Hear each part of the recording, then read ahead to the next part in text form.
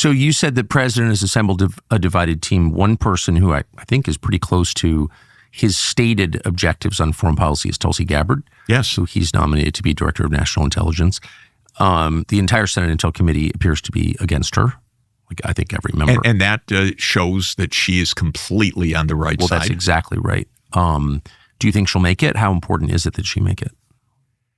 She's probably, and I don't want to jinx anything, she's probably the most important appointment of the Trump administration. It does seem that way. She is incredibly intelligent, incredibly honest, incredibly committed to U.S. security, and would do a superb job. So that's why she's being opposed, because the forces that be that are worse than mediocre, that are right now on top of a $1.5 trillion a year machine, that have been running disastrous wars, that have been bringing us closer and closer to doom, don't want any accountability. And what Tulsi Gabbard would represent is competence, honesty, forthrightness, and not having been a party to all these failures. So if you're the incoming administration, how hard do you fight for her nomination? Well, she's critical because this is the most important question facing the United States today. We have many important questions. We have major financial, social, political, economic, institutional questions. But the most important question facing us is a country that potentially is more secure than any country in the history of the world going to do itself in by a self-provoked World War III. And we're on that course. And 5 presidents have been on that course through their incompetence and their obedience to an unaccountable deep state. And President Trump is coming in saying that he's going to change direction. He says every day that he wants to be president of peace.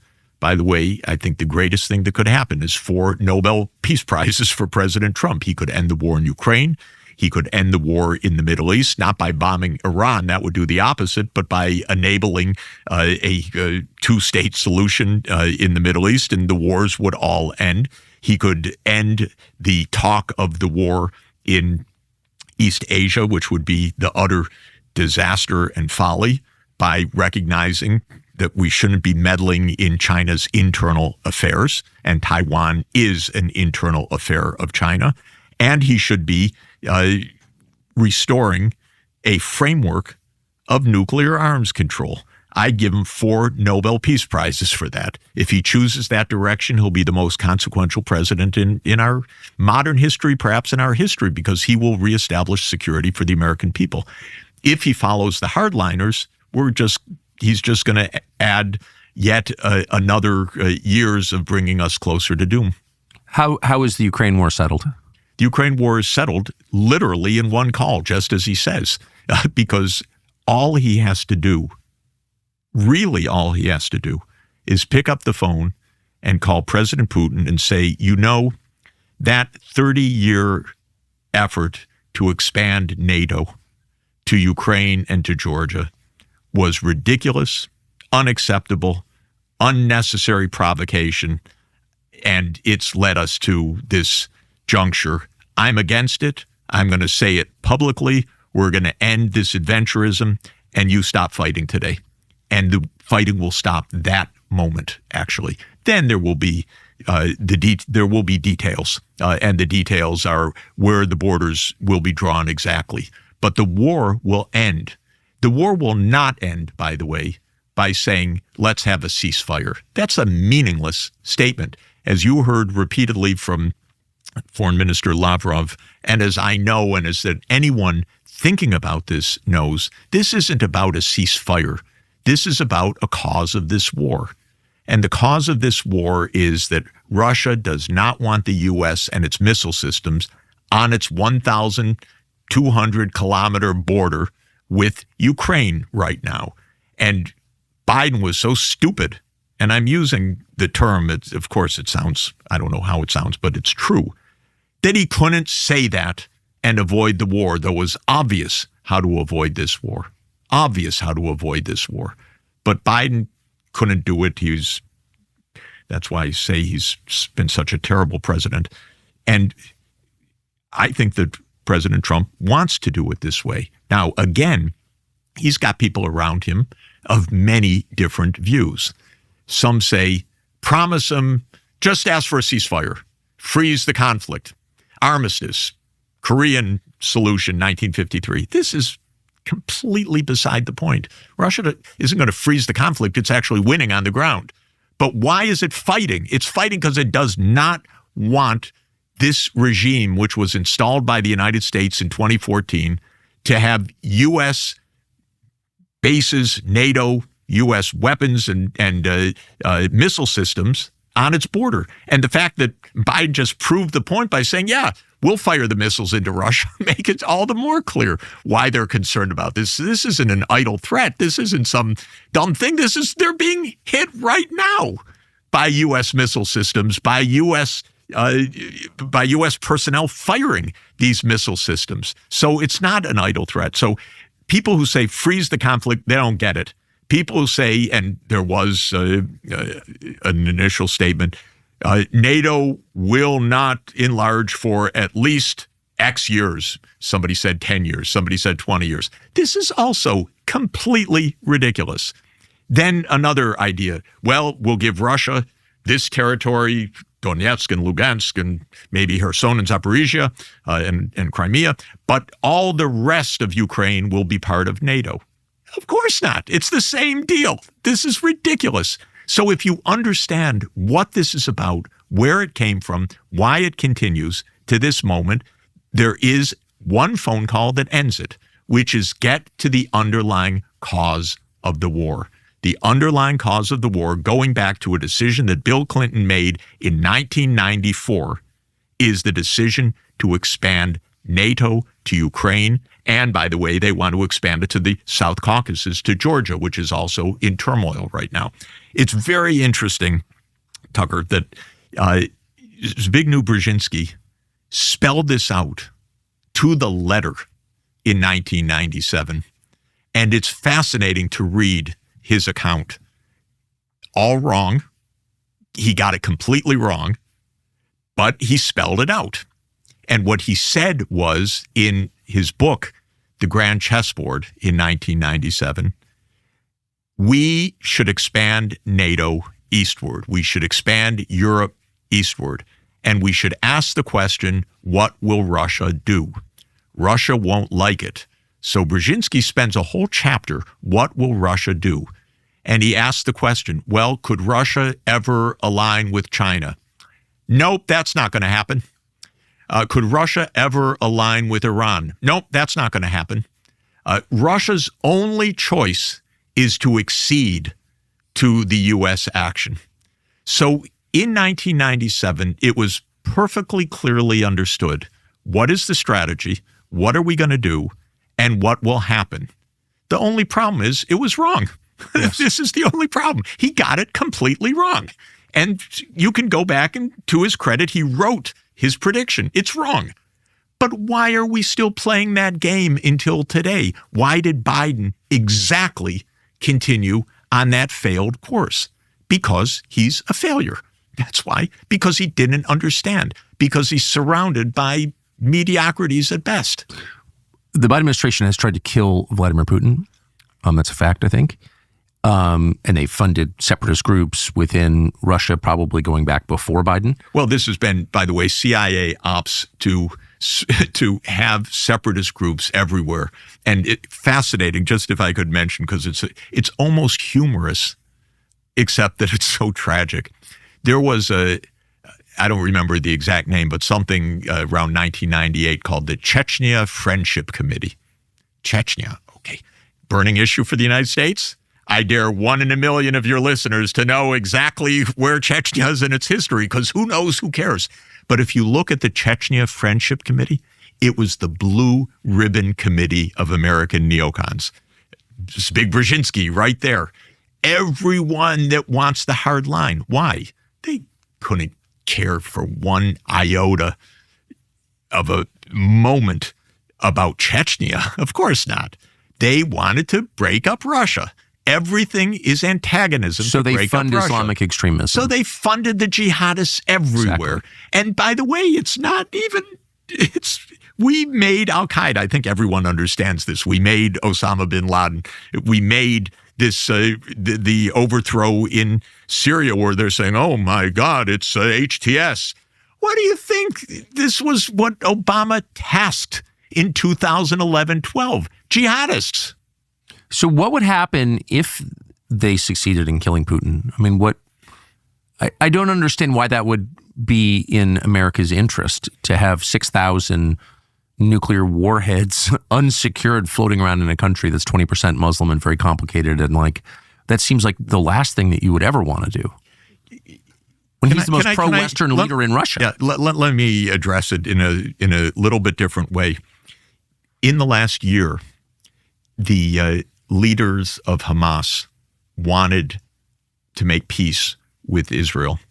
And their political negotiator was a man named Hania. What did Israel do when the peace feelers came out? They assassinated him to make sure that there would be no attempt by Hamas to make peace.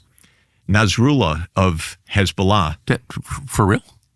For real. He's the one that they killed at the inauguration of Yes, I remember, but that was after. He was the political negotiator for Hamas. And they wanted to try to find a peace. Israel hates the idea that there would be negotiations with Hamas. The idea is to remake the Middle East through war, not through a peaceful negotiation. Then Nasrallah in Hezbollah wanted to make peace with Israel. What did they do? They killed him, of course. This is a basic point.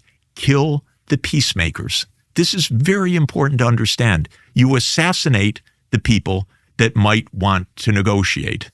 And this was something that JFK learned, I think, the hard way. Well, this is the modus operandi of the CIA, and it's the modus operandi of Mossad, and it's the modus operandi of this deep state, which is you're not aiming for peace. You're aiming for primacy. You're aiming for dominance. You're aiming to remake the region in your image. You're resisting any call for compromise. Yitzhak Rabin, when he wanted to make peace, he was assassinated. Killed the peacemakers. But what we know is that this is state action. We know this in the United States. Kill the peacemakers. We know it of Mossad, rise and kill. And they've done it repeatedly in front of our eyes. So it's not the harshest enemy you try to kill. It's the one that threatens you not with war, but with diplomacy. That's what they dislike. They don't want peace. They want primacy. This is really a different thing. Where is it getting us? Since the whole thing is completely delusional, it's getting us closer and closer to nuclear annihilation. How could anyone think you'd kill the president of a nuclear superpower? Of course, it's the most mind-boggling, wrong-headed idea. I have no information about that. What I do have information about is the ones that they actually kill. By the way, I also know through lots of discussions, and I can't go into all of them because I just have been lucky to have fascinating discussions. Iran has been asking for peace and for reaching out to the Biden administration for the last 2 years. How do we take that? Oh, they must be vulnerable. Now we must kill them. That's the idea. It's so weird. Iran is reaching out for peace now? Iran has been for 2 years. There have been I talked to an intermediary recently. I've talked to many diplomats in the last in most recent months.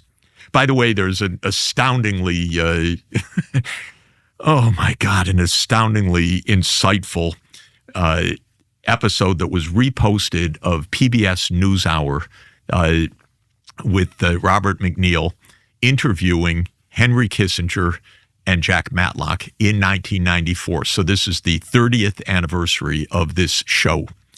And the show was on NATO enlargement. And Matlock, who was the U.S. ambassador to the Soviet Union and a wonderful diplomat and a very, very smart, fine man, was saying in 1994, don't provoke. We have peace now. Don't expand NATO. We've said we won't, we shouldn't. And if Russia ever becomes belligerent again, of course we would reconsider and take action. But right now, there's no belligerency. There's no reason to provoke. Kissinger is incoherent, actually, which is unusual. But Robert McNeil kind of can't even fathom what Kissinger's saying until Kissinger finally stumbles out with the statement, and I won't get it exactly right, but he says something to the effect, if you can't provoke Russia when they're weak, how are we going to provoke them when they're strong? And it's just such a weird idea that there's no moment when you could actually try to make peace, because if they're weak, definitely don't make peace, because if you try not to provoke them then, well, then you won't be credible when they're strong. And so the idea is you always must be aggressive. So Kissinger was saying in 1994, of course we need to expand NATO. And yes, Russia won't like it, but they're weak now, so they can't resist. Later on, by the way, he came to understand that expanding NATO to Ukraine was just too far. He actually did reach that understanding in 2015. But watching him in 2004 is very interesting, because 2004 was the year that the decision was made. And this is also something very important to understand about our foreign policy. It's not that a president comes in and then we have a new foreign policy, and then another president, we have a new foreign policy. These things are very deeply set courses. These wars in the Middle East go back 30 years. This war against Russia actually goes back to 1945 at the end of World War II, but in the current version goes back to 1991, and by plan to 1994, when Clinton laid out the NATO enlargement. And then Brzezinski spelled it out for the public in 1997, but it was decisions already taken. So we can watch Kissinger in 1994 explaining, yeah, if Russia's weak, take advantage of them. This is the time to take advantage of them. This is what gets us into such unbelievable insecurity. We could be the safest people in the world in history. No one could conceivably attack us, and yet we're 90 seconds to midnight. Do you have any expectation that will change? I'm counting on President Trump to change this. I think his instinct is right. I think his sense is right. I think he doesn't like war. I really do. You know, he doesn't. He displayed that in the first term, and he said that repeatedly now. This is the best thing we have going for us. Now, in his first term, he hired a lot of very irresponsible people that like war, or that like duplicity, or that like the deep state, or that like unaccountability, like John Bolton, one of my least favorites among all of these. Fair. And Trump hired them. So the question now is probably not his deep sense, which I think is absolutely right, but now his tactical sense inside the U.S. government. Please don't let the deep state continue on a path that it's been on, and don't let the normal hardliners, because Washington is filled with people who have been on the payroll of the military-industrial complex their whole careers. Don't let them dominate policy. And the incoming administration is such a mix right now. And we see that the clarity of those who want to control this, how hard they're being, how harshly they're being opposed, like Tulsi Gabbard, or let me say Bobby Kennedy, though his department is health, but he understands this peace side as well very clearly. These are the ones that they're fighting, because we have been for, I'd say, again, 30 years at least, and arguably basically 80 years since the end of World War II, on a particular jag, which at least Mitch McConnell does us the service of naming by its name, which is primacy. And if we continue on that course, Trump will fail and the United States will be gravely endangered. And if he reverses that course, he stands to be a great and historic president.